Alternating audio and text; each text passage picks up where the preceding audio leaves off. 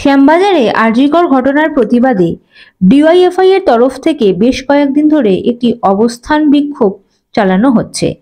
এই অবস্থান বিক্ষোভ মঞ্চে সিপিআইএম এর যুব ফেডারেশনের রাজ্য সম্পাদক মীনাক্ষী মুখোপাধ্যায় সাংবাদিকদের মুখোমুখি হন এবং তিনি বলেন, করতান দাশগুপ্তকে মিথ্যা মামলায় আটক করা হলো। এইভাবে বামপন্থী সংগঠনের কর্মীদের মিথ্যা মামলা দিয়ে ভয় দেখাতে পারবেন না সরকার ও তার পুলিশ।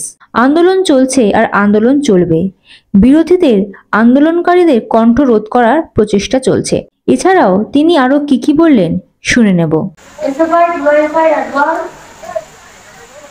অবস্থান মঞ্চ সাংবাদিক আরজিকর ঘটনায় অন ডিউটি চিকিৎসক পড়ুয়া ডাক্তারকে রেপ ও খুন করেছে, তার বিরুদ্ধে নির্যাতিতা দোষীদের শাস্তি চেয়ে এই লড়াই চলছে।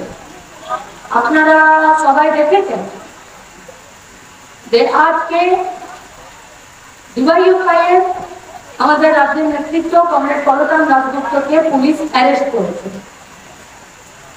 আমরা আজকে আমাদের এই প্রেস মিট থেকে যারা যেখান থেকে দেখছেন, আমরা আপনাদের কাছে কথা স্পষ্ট করে বলতে চাইছি যে আন্দোলনকে ভাঙার জন্যই এইসব পরিকল্পনা মাফিক ষড়যন্ত্র করে করা হচ্ছে। আমরা গোটা রাজ্যের সাধারণ মানুষ, বাম কর্মী, ডাক্তারবাবু, আমাদের মা বোনেরা এবং যারা এই ষড়যন্ত্র করছেন, আমরা সবাইকে একথা স্পষ্ট করে বলে দিতে চাই যে সমস্ত বাম কর্মীদেরকে জেলে পুরে দিলেও এই আন্দোলন থামবে না। কেউ থামাতে পারবে না এই আন্দোলন, কেউ পারবে না। জুনিয়র ডাক্তাররা, সিনিয়র ডাক্তাররা, গোটা রাজ্যের মানুষ এই লড়াইয়ে রয়েছে। আমরাও তাদের সাথে রয়েছি। জুনিয়র ডাক্তারবাবুরা বলেছেন আজকে রাতে তাদের রাত দেখলেন আন্দোলনকে সফল করার জন্য, রাস্তায় থাকার জন্য আমরা তাদের আন্দোলনকে, তাদের আন্দোলন চালিয়ে যাওয়ার সিদ্ধান্তকে সমর্থন করে সংহতি জানিয়ে আমরা একথা বলছি, আজকের এই রাত দখলের আন্দোলনকে ঐতিহাসিক করে গড়ে তুলুন।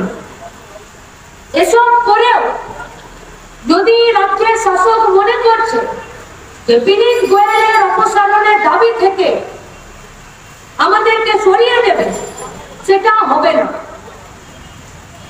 মুখ্যমন্ত্রী ভয় পেয়েছেন যে ওনার চেয়ার চলে যাবে কিনা। আমরা তাকে স্পষ্ট করে বলে দিতে চাই, এটা চেয়ার দখলের লড়াই নয়, এটা দুর্নীতি এবং দুষ্কৃতি রাজের বিরুদ্ধে লড়াই। আর দুর্নীতি আর দুষ্কৃতি রাজের বিরুদ্ধে লড়াই করতে গিয়ে যদি কারো দুর্নীতিগ্রস্ত এবং দুষ্কৃতি রাজের ফান্ডাতে যদি চেয়ার চলে যায় তো চলে যাবে, রাজ্যের মানুষ সেই জন্য রেডি হয়ে আছেন। মোহন ভাগবতের নিঃশর্ত সমর্থন রাজ্য সরকারের প্রতি, এটা পাওয়ার পর থেকে বাম আন্দোলনের কর্মীদের উপরে আক্রমণ আরো বাড়লো। এ লড়াই মানুষের, এ লড়াই থামবে না। আর কমরেড করতান দাশগুপ্তকে যেভাবে পরিকল্পনা মাফিক তারা গ্রেফতার করেছে, আমরা বলতে চাইছি ছাত্র, যুব, মহিলাদেরকে জেলে ভরে পচিয়ে মেরে দিল, খুন করে দিল। এই লড়াই থেকে গোটা রাজ্যের বাম কর্মীরা 1 ইঞ্চি সরবে না, আর গোটা রাজ্যের মানুষ এই লড়াইয়ে থাকবে।